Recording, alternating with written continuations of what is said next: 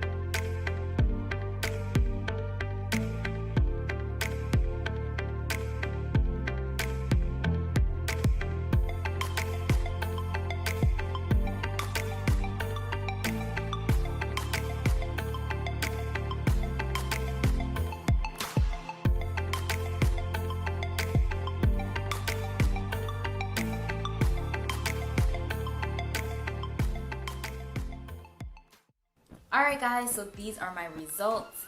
So I just went ahead and put it into a little loose bun, and I'm going to let it sit for a while until I can go in the shower. But right now I'm going to do some more things within my self-care routine, and I'm going to let it sit while I do it. I'm not going to put a shower cap or anything over, but you can put a shower cap on if you'd like. I'm just gonna go ahead and sit and, let it do its thing and soften my hair before I head into the shower. But I hope that you guys enjoyed this video, and I hope that I taught you guys something new if you guys aren't used to pre-pooing. Let me show you guys my shed hair. So this is pretty much all the shed hair that I got from pre-pooing, and I feel like it's been really helping me save a lot of hair because I'm not in the shower constantly raking and things like that. I can sit down and actually take apart the hairs and things of that nature. So I feel like it's really been helping out a lot. But anyway guys, I hope that you guys enjoyed this video. Please be sure to comment, like, and subscribe. Please be sure to follow me on all of my social medias. They'll be in the description box down below as well as on the screen. Alright guys, I hope that you guys enjoyed this video, and I'll see you guys in my next one. Bye!